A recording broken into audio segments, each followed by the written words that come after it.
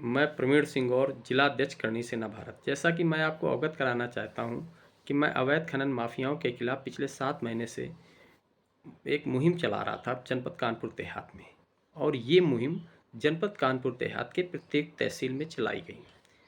मैं खनन स्थल पर जाता था, खनन स्थल पर पहुंचकर खनन माफियाओं के खिलाफ आवाज़ उठाता था। खनन माफिया करते क्या थे? खनन माफिया कहीं परमिशन के नाम पर खनन करते थे। खनन वो मानक के अनुरूप नहीं होता था।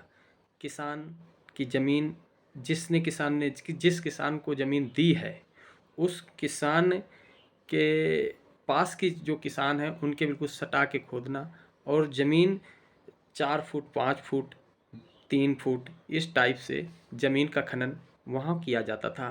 बहुत ही असंवैधानिक तरीके से खनन का कार्य किया गया जनपद कानपुर देहात में। मैंने मुहिम चलाई, उस मुहिम का असर भी हुआ जनपद कानपुर देहात में, बहुत तेज़ी से असर हुआ। कुछ लोगों पर कार्रवाई की और कुछ लोगों को कार्रवाई करनी बाकी थी, उनको चिन्हित भी कर लिया गया था। हम लोग मुहिम को बहुत तेज़ी से बढ़ा रहे थे, लेकिन तभी आचार संहिता लगती है, और आचार संहिता लगते ही एक बार फिर खनन माफियाओं के हौसले बुलंद हो गए, क्योंकि सभी अधिकारी लगभग जो अधिकारी खनन का काम देख रहे थे, अच्छा वो भी चुनाव के कार्य में लग गए या दूसरे काम विभागीय कार्यों में वो अपना समय देने लगे। अब खनन माफियाओं के हौसले बुलंद हैं।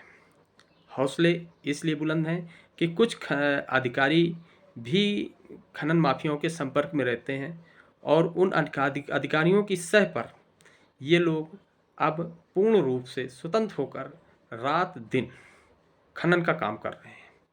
कुछ खनन माफिया धमकाने का भी काम करते हैं। अभी हाल में ही देखा, कुछ खनन माफिया गोली चलाने का भी कार्य कर रहे हैं। अभी हमारी मंत्री जी ने भी ये बात सबके सामने आई हुई थी। शासन को ध्यान देना चाहिए कि जो भ्रष्ट अधिकारी भी खनन माफियाओं के संपर्क में हैं, उनकी भी जांच होनी चाहिए।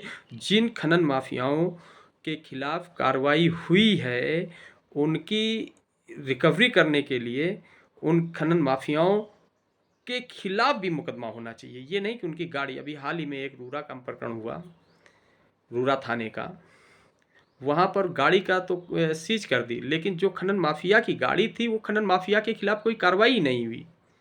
मैं शासन से मांग करता हूँ, ऐसे भ्रष्ट अधिकारियों जो खनन माफियाओं से जुड़े हुए तार हैं, उनके खिलाफ कड़ी से कड़ी कार्रवाई की जाए, और जो खनन विभाग के अधिकारी जुड़े हुए हैं उनके खिलाफ भी कार्रवाई की जाए। और आचार संहिता लगने के बाद में हमारी मुहिम को जो जोरदार झटका लगा है, तो हम शासन से यही निवेदन करेंगे कि इस मुहिम को खनन माफियाओं के हौसले बुलंद न होने दें, और उन खनन माफियाओं के खिलाफ भी मुकदमा दर्ज करके भ्रष्ट अधिकारियों के खिलाफ भी मुकदमा दर्ज करके उनके खिलाफ कार्रवाई की जाए।